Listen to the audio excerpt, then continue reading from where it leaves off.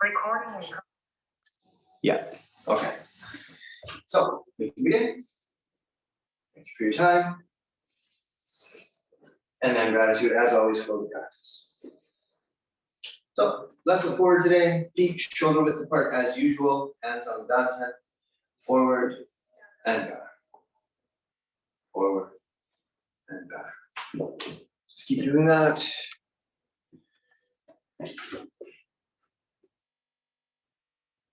Breathing out, breathing in. Breathing out, breathing in.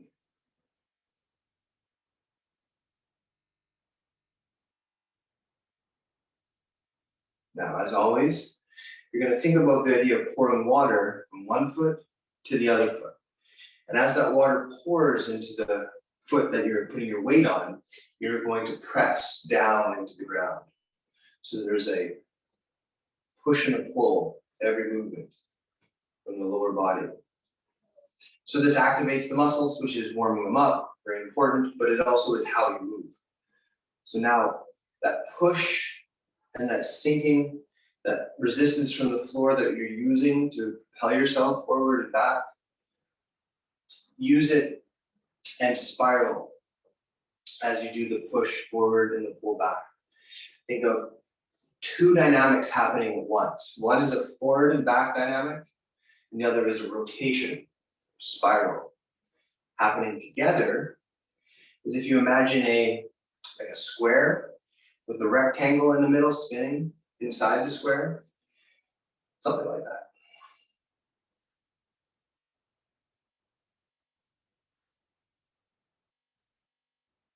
Now, this spot that your hands are at is called the dantian, right? The lower dantian. Think about how the dantian turns and pulls the upper part of the torso, and then as it comes back, it almost like throws the upper part of the torso forward. So there's a push and a pull between the upper and lower of the torso itself.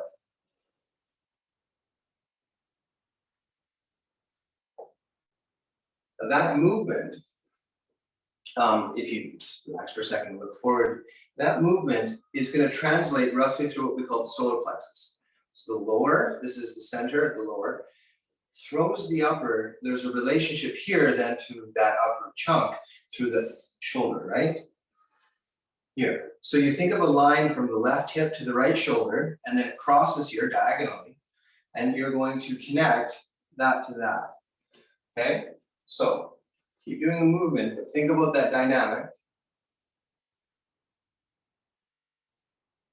And now let your hand disconnect from your body and let your elbow draw a circle like this. So I know this is a lot of information, but that's kind of like how I like to do things. So this hip to this shoulder, back. This hip to this shoulder, forward, you see? It's all connecting from the center to the periphery, to the outside, from the inside to the outside. Breathing in, breathing out. Breathing in, breathing out. Now, you take this motion and you let the arm come out, and we're going to reach and let the hand fall and come back. Reach, let the hand fall and come back.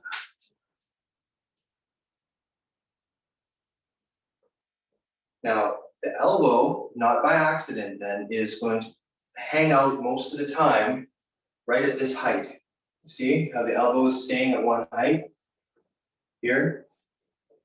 And that is because you're taking the lower movement of the lower body and transmitting it out through this connection point to the upper body.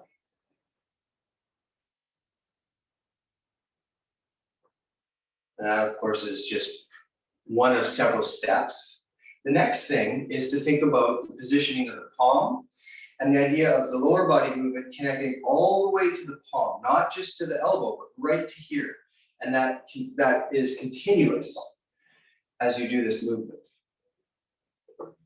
So in order to facilitate that, a number of things have to happen. You have to be very aware of how your lower body is moving. You have to be very conscious of the weight on one foot and then the other, or at least doing that correctly. You have to breathe in and breathe out correctly. And finally, you can't be thinking about things you were doing yesterday or might do tomorrow. It has to be right here, right now. All your focus and attention.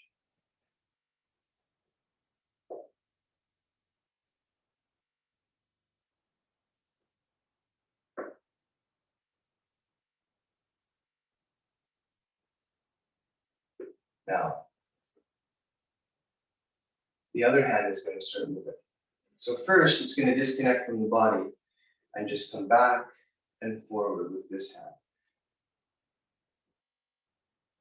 See how that just naturally pulls and pushes. No strength, just relax. The shoulders are pulling through the hips, as I said. But the hand getting involved requires a specific movement because you can't let one hand run into the other. It has to be able to be clear. So if you reach forward, as your hand comes down, this one's going to come up. So one is down, one is up, and then they come back together. And then one is down, one is up, and they come forward together. Down and up. But now look at my elbows. Notice that they are just hanging out at the same height the whole time.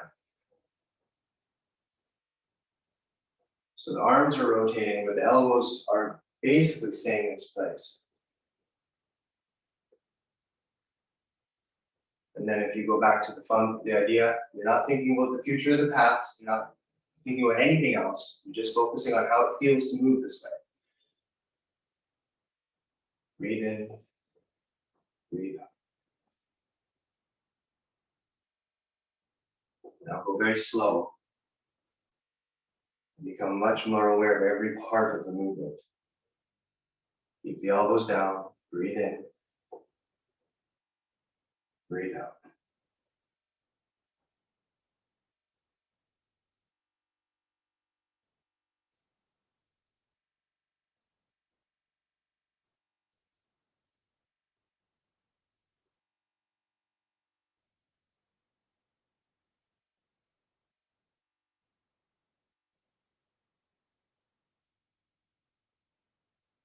One more. Breathe in, relax, breathe out, and project forward strongly. Hold it.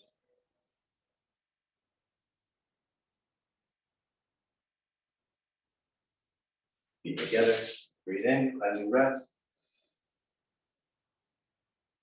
Breathe out. Push down, up, open.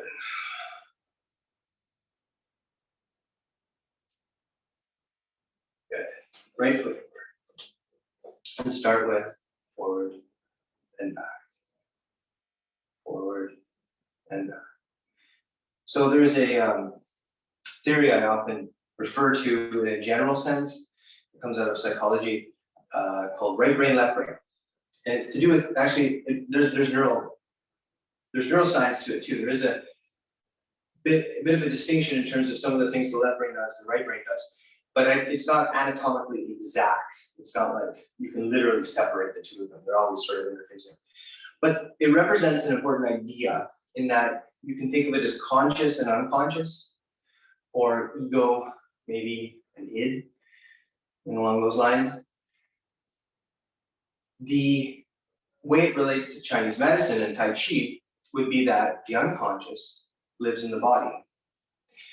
So the lower body especially, because it's less consciously aware, you don't think about your legs as you walk here, you just walk. Or in this concept is the home of your unconscious. So you're making them more conscious here, becoming more aware of how they work here. And that allows the structures that are built out of the unconscious in this concept to be built. So that's the middle and upper dantian. So start to turn, and you start to see the connection of the lower driving the upper.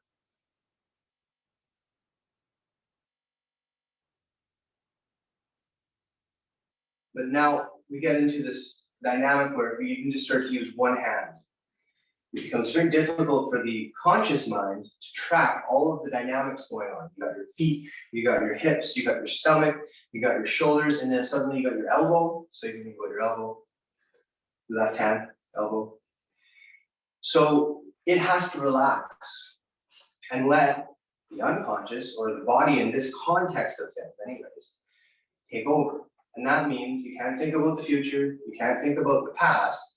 Those are imaginations of the conscious mind. Those things have to be let go of. And so right now, all that exists is this awareness of your body, turning and the rotating, but how the movement is based on lower feeding upper through the center. That's got to be there too. Okay, so now we're going to reach and come back. Reach and come back.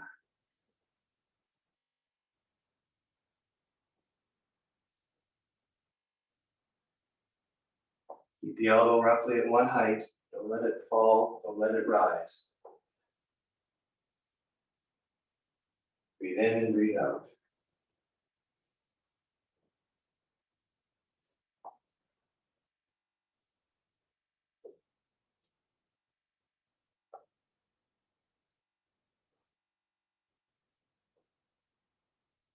Now focus on the palm and the full expression right to the hand, from the center, from the feet down up. Right from your feet to your palm.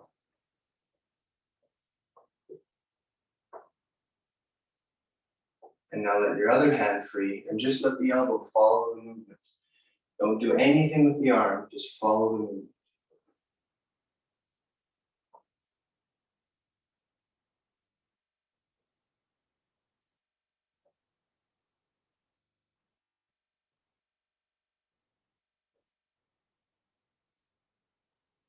Now, it becomes truly imperative. You can't think too much to get both hands moving together, because you just can't track all of that. There's no way. So relax and both hands. All you're aware of is movement, space around you, breathing. That's it.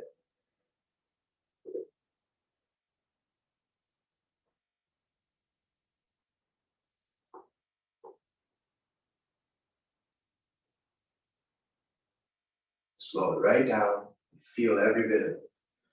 Be with it, the moment, to every detail.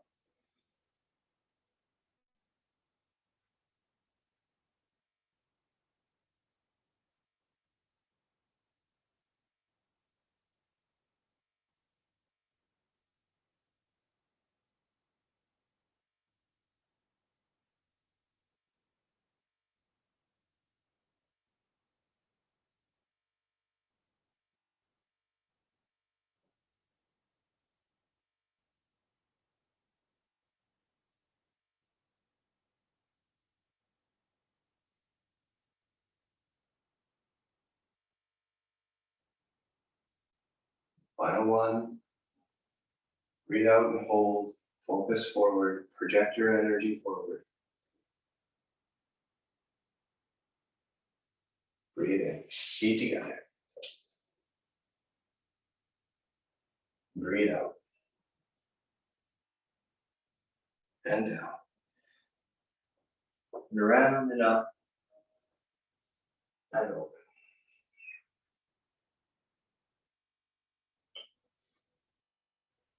Good. So there is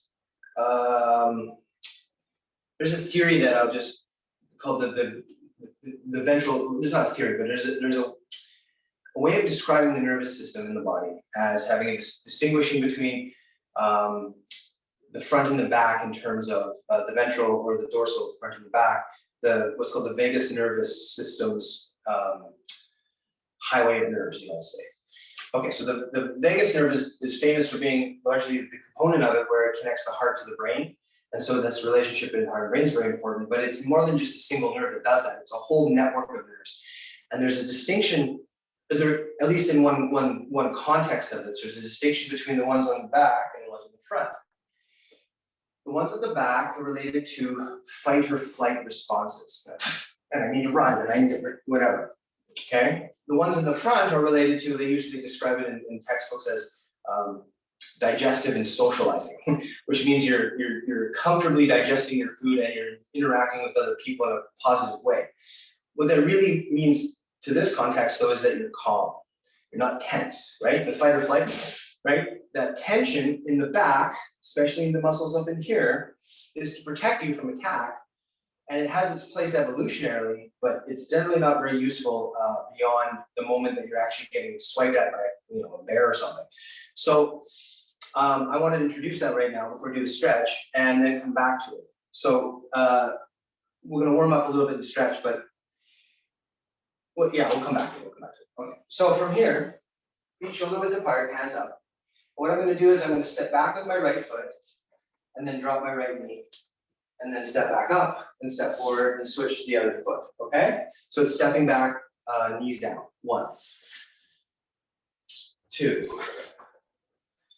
3, 4, 5, 6, 7, 8, 9, 10.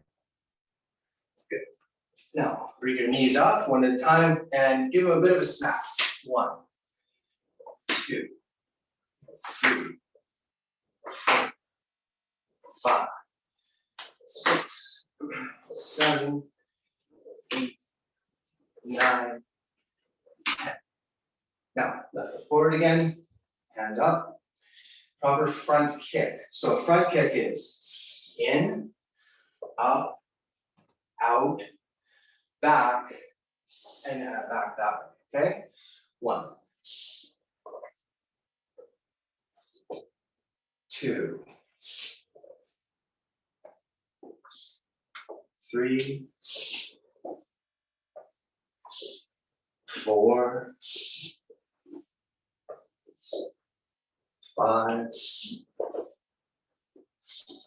6, 7, 8, 9, 10. And then the other way. So left foot kicking, proper sequence. 1, 2, 3, 4, 5, 6, 7, 8, 9,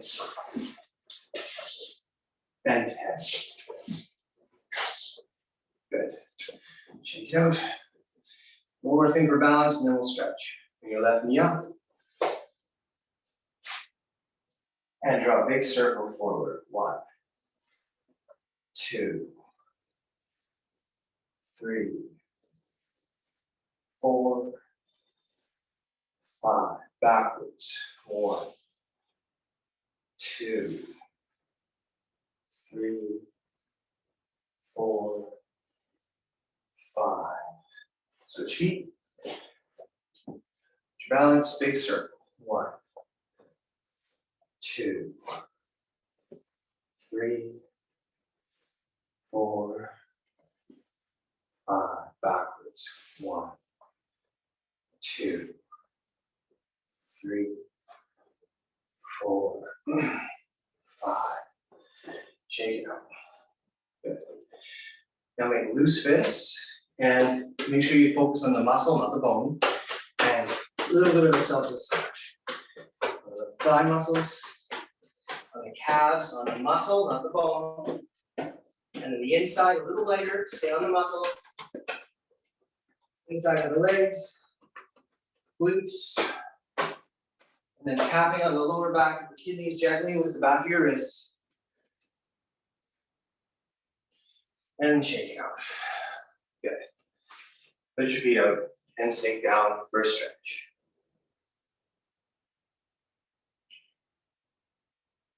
Look side to side a little. Relax.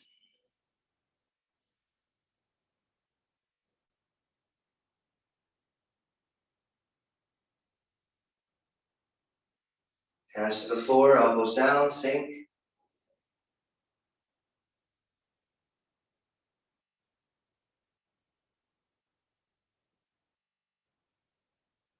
And come up, twist elbow to the knee.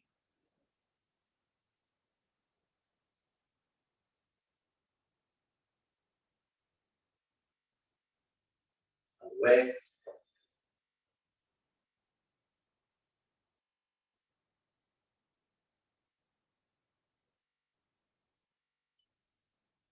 Bring the head up. Turning to the left. Taking a moment to borrow from yoga and doing warrior two. Sink into the stretch.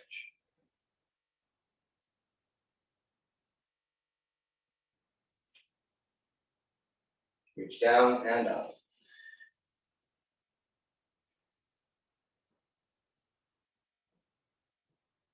Put the hand down, heel up, sink down.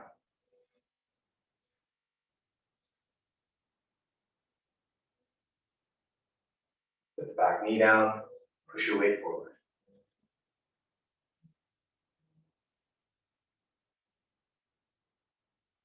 Shift back, put the toes in the air, and stretch.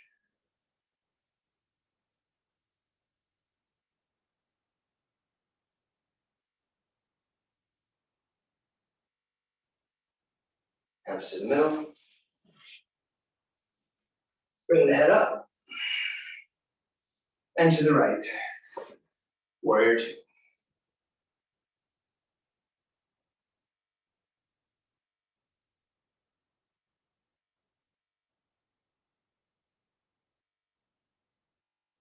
Down and up.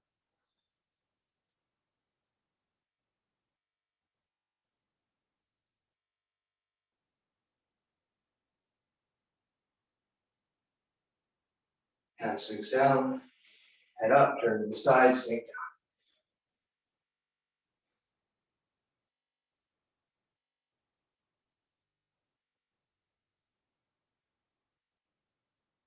Put the knee down, push your weight forward.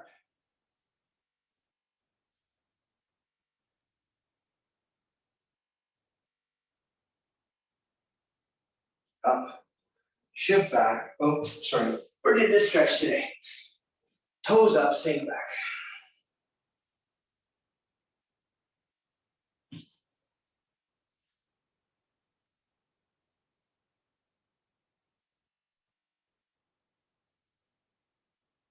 Hands to the middle, feet forward, work them in.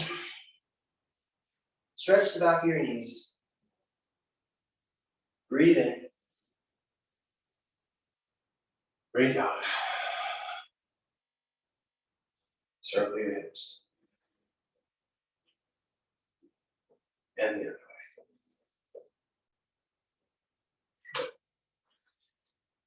All right, so here, open and fall just at shoulder height.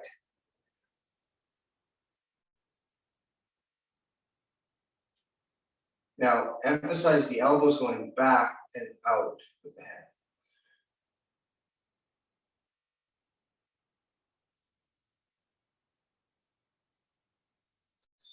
And now open. Pull your fingertips apart from each other. Hands are slightly behind the shoulders. Really think about your middle fingers. Stand away. Put the hands down, extend away. Palms to the ground, and now pull back, opening back more this way. Drop, and slow circles, one joint at a time, around and behind.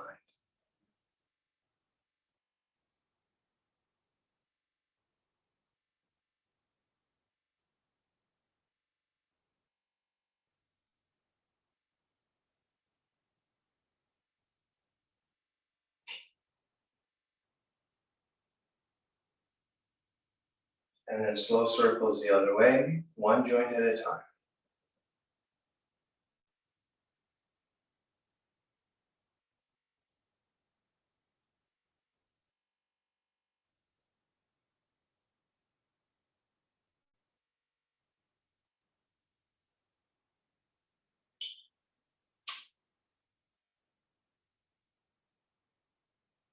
and then down, breathe in,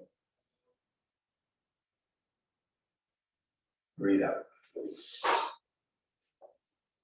2, 3, and then reach up. Extend and extend and extend. Tippy toes, high as you can. Reach up as high as you can.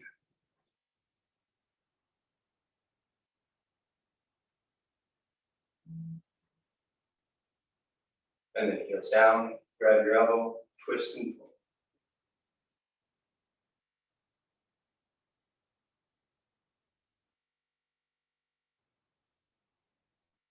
Other way, twist and pull.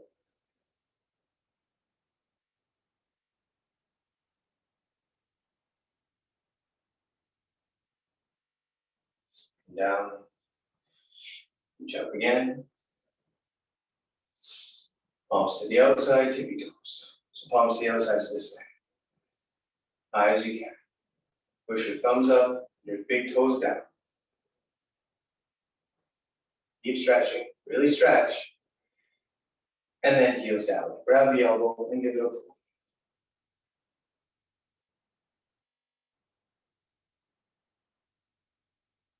Switch other way.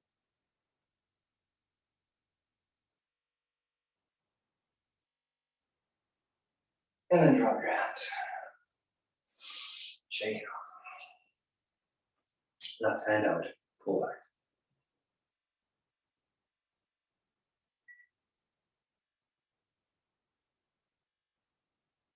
Over and out.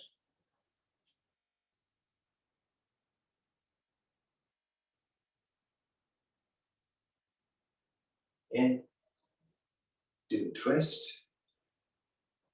And then let your hand come away from your chest a little bit, but keep the connection between these 3 joints there.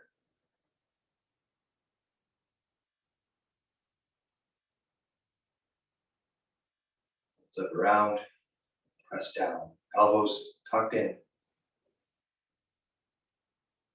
And then to the outside. Keep the elbow tucked in so it's going out.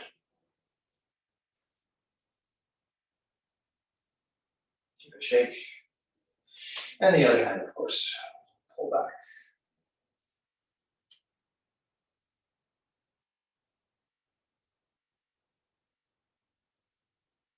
Push back.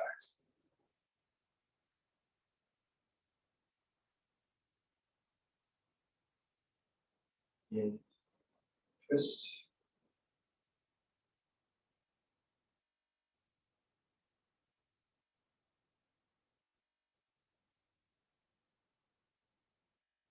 Around, press down.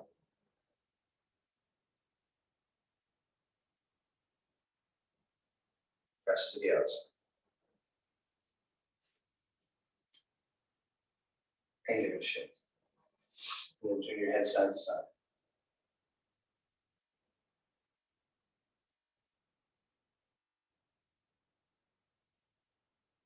Then roll your chin, roll your chin, roll your chin, roll your chin.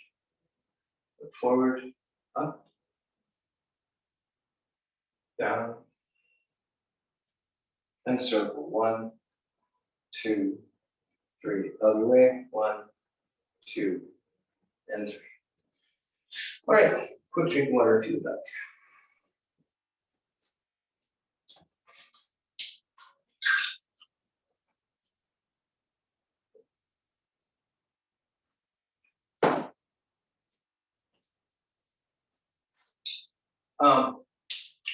All right, so today I want to just discuss a little bit of, well, a whole bunch of things all coming together, but the heart of it is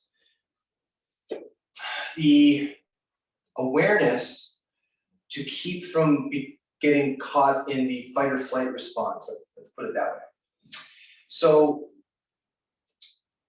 the example my teacher used to really get me to really understand this, and it's a great example, was because I love nature films, and I really highly recommend people watch nature films because you can learn so much about life through animals. okay, so you see nature films, sort of classic one that saves on the Serengeti in Africa. You got these animals called wildebeest, or sometimes they're water buffalo, but wildebeest, sort of big, sort of like a cow kind of. I'm sure you've heard of them. And lions, are the predators for this species, and so the lions and these animals are always having little exchanges. Now, more often than not, the predator fails at getting the prey, right? So the predators have to try like 10 times for every one time they get a meal. So that means a lot of the time the prey gets away. Now, you watch this happen.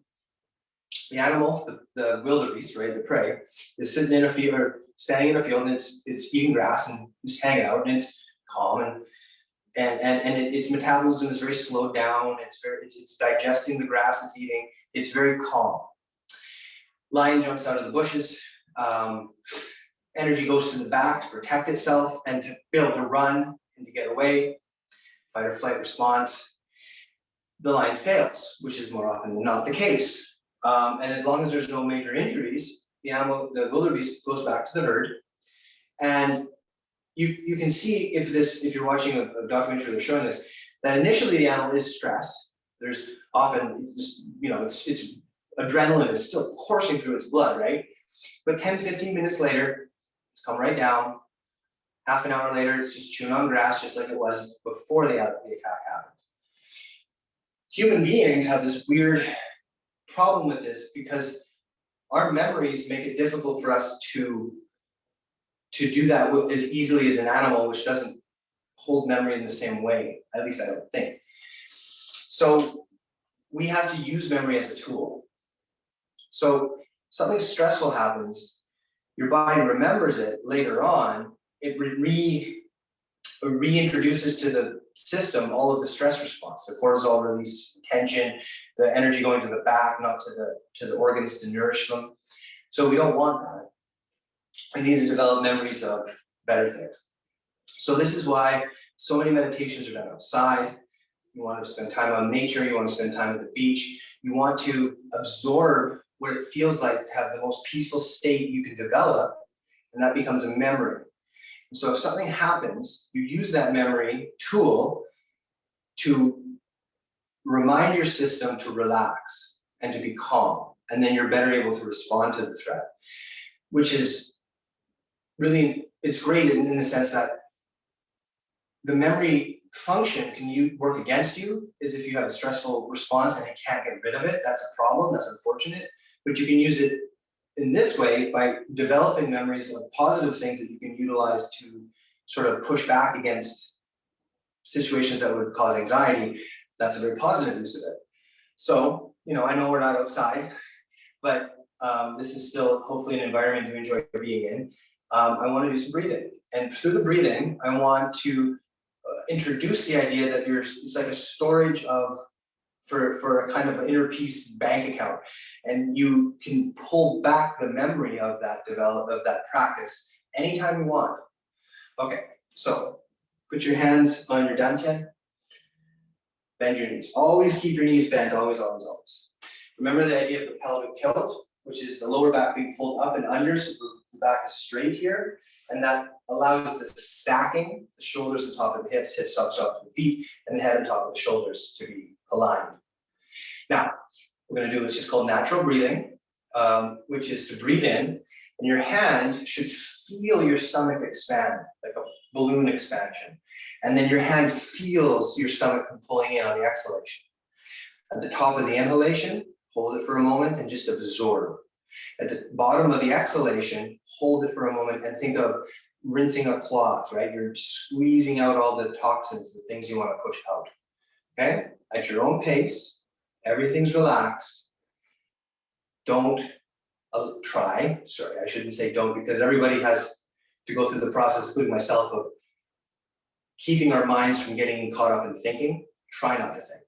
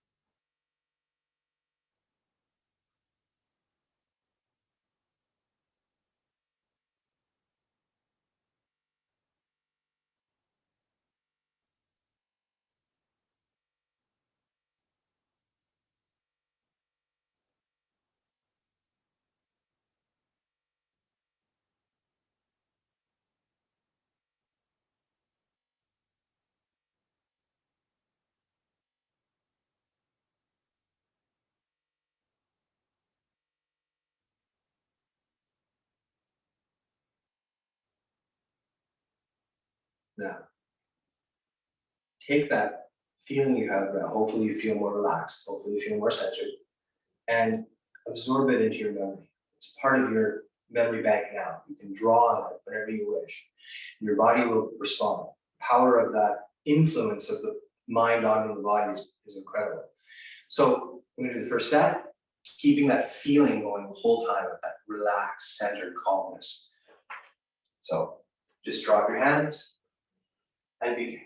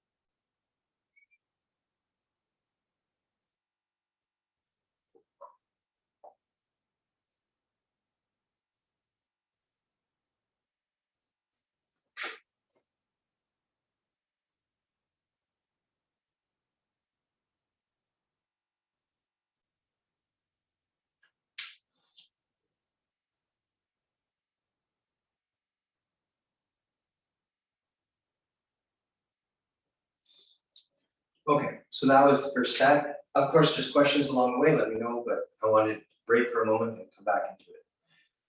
Okay, so the first set relating to the body, getting things moving, organizing the foundations of things, holding on to that centered feeling, that calmness that we did with the breathing, while you move your body in space. Great first step.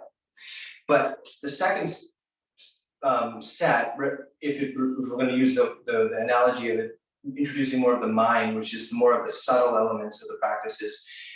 Now you really want to make sure when you practice that you're thinking about what it is as a martial art, what the self-defense thing is that you're doing.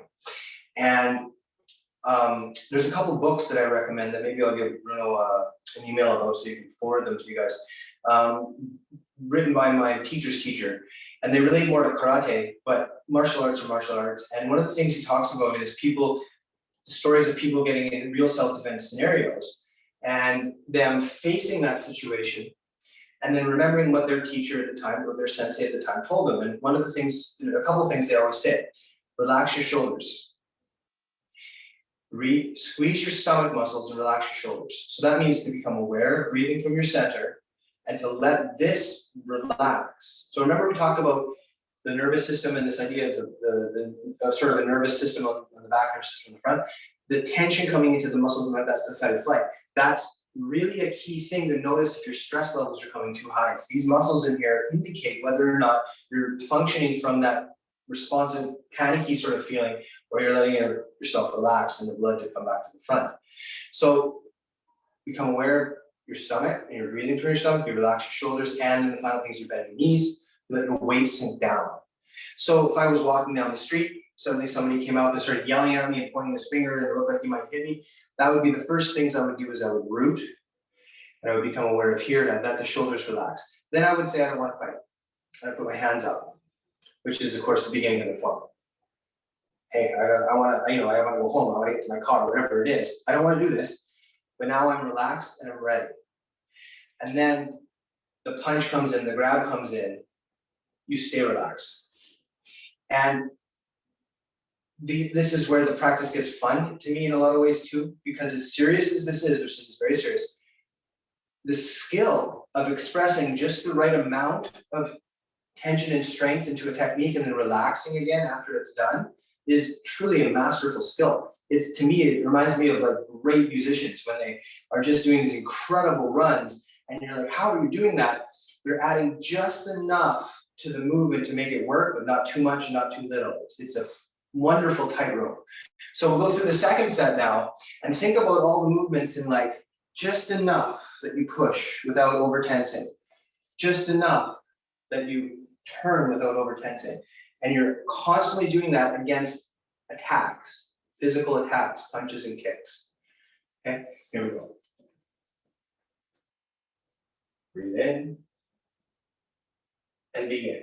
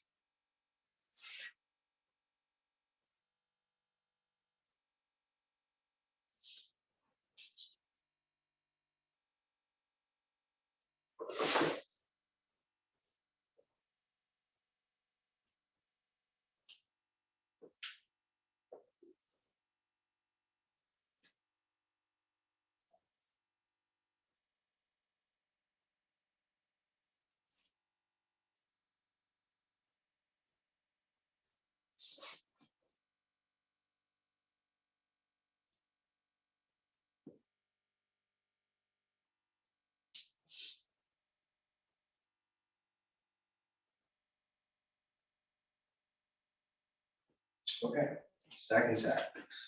Any questions? I don't think we'll have time to do the third set in its entirety. We'll do that next week, because next week will be the last class before my August break. Still have to email Bruno with the links to all the recorded classes. I have a bunch of classes recorded from earlier in the winter, which the link's going to be shared with you guys. But I just got to get that to Bruno. Anyway, so next week will be the last one. Today we reviewed this first and second set, and now I was talking about this fundamental approach, strategy. The idea of strategy is really at the root of the martial arts, because a technique, whether it's this technique or a more dynamic one, is rooted in the idea that there are things that work better than other things. So if you imagine like the primordial human being, like you know, a Neolithic person, hunter-gatherer, survival was not easy, so they had to strategize. They had to think about what was going to work best, what was not going to work best. And these techniques are really born out of that desire to figure out what works and what doesn't. So how do I put this? You have to realize, you have to take on a certain amount of ideas then. So one of them is that attacks are going to come. You're going to have attacks come at you. You don't get to sort of live a life where that doesn't happen. You just sort of accept that. Now in Japan, in some of the old fencing schools, the sword schools, there was a practice of a person would petition to sort of join the school, and they would be accepted, but for the first couple of years even, they wouldn't be given any training with the sword. They would just be asked to clean the facilities and take care of errands. And while they're doing all of this, senior students or teachers from the school would sneak up on them with bamboo things called a shinai, which is like a bunch of bamboo strips put together, it looks like a sword, and they would attack them with it. And the point was, eventually the person would stop being scared of being attacked, because it was just going to happen at some point anyway, and it's fun. They would just do their stuff, and eventually they're going to be attacked. And that was the moment they could start training. So that is an important part of what the process of training is doing. It's this long set of movements. I learned to have my center. I learned to hold my center. I learned to build up a battery or a bank account of that sensation, that feeling. I learned to monitor myself. You know, am I getting too much tension in here? Am I starting to fall out of my calmness? And then you practice this long set, and you ingrain in your brain that the situation keeps coming. Things just keep coming, and that's fine. So you're rolling with it all. Nothing's going to take you out. And then we haven't even done the third set, which is the longest one by far, right? So this is really ingraining this strategy of staying centered and letting the things that come at you without letting them pull you out of your calmness and your centering into tension, as a life strategy. That's really at the heart of the practice. So let's practice just that for the final little minutes we have today. What we're going to do is you got to use your imagination real good here. So you're going to stand with your feet shoulder width apart, your hands down at your side. And when I say, I'll talk through it first, and then we'll do it. You're going to visualize a very intense, frightening human being to you, probably a big, intense-looking guy, probably, you know, like a person in the alleyway in the dark night, you know, something like this. And you're really going to see it. You're really going to visualize it, really hold on to it, see it in your mind, and allow your brain to use that to influence the state of your body, and pay attention. Notice if tension doesn't arise in certain muscle groups. Notice if your breathing doesn't become shallower, and let it stay. And then remember what I said. Think about your stomach, relax your shoulders, bend your knees. Think about your stomach, relax your shoulders, bend your knees. So that person will be standing in front of you. You'll see them clearly in your mind. And they're going to attack you by simply grabbing with the right hand. So that means the grab will be coming in on your left side. And when that happens, you're going to block with your left hand by raising it up. Okay, so you can practice that with me. The left hand comes up. And then you're going to hook your hand over top of their arm. And right from here, step in and do a single knuckle punch right to the center of the throat. So it looks like this. Now, at that moment, I've tensed my hand, to make sure that this is strong enough that it can penetrate well and I have strength in my strike.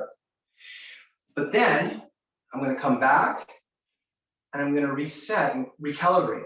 My tense, there's too much tension here now because I just did such an intense move. And that is the process of training yourself to be able to go from yin, which is calmness, to yang, back to yin again. And that's the true mastery of any art, really. Okay, so let's try a few of them. Hands down your side. Now, see the attacker really as clearly as you can. Truly allow yourself to be intimidated and fearful or influenced by that to some degree. So allow that to happen for a moment. And now, think about your stomach, relax your shoulders, bend your knees. They're still there, they're still menacing, but you're doing all those things and you're getting more connected to your center. And then when you feel it, when they attack you, and then come back and relax again. And do that a couple times on your own. The more you feel it, the better.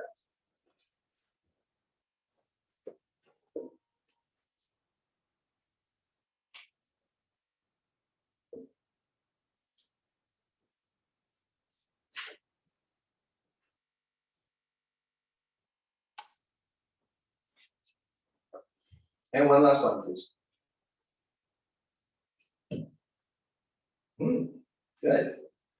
Good. I'm going to compliment you, Ben. That was a good one. I'm sorry, Philip, I couldn't quite see your movement well enough to give you any feedback, but it looked all right. There you go. That's the heart of the practice in most ways, is really all those elements. It's amazing how you can never get to the end of the practice, right? You get to the end and say, oh, I've mastered everything. That just doesn't exist. But the path, so to speak, right? The continual training, this stuff, what we just did today, this talking about these elements, it just never gets boring. It's always interesting. It's always interesting to develop more and more of this. And it's quite a bit of fun. So hopefully that you had fun with it. And as always, I am open to questions at all times. And with that, thank you for your time. And class will be over. Okay? Bye, everybody.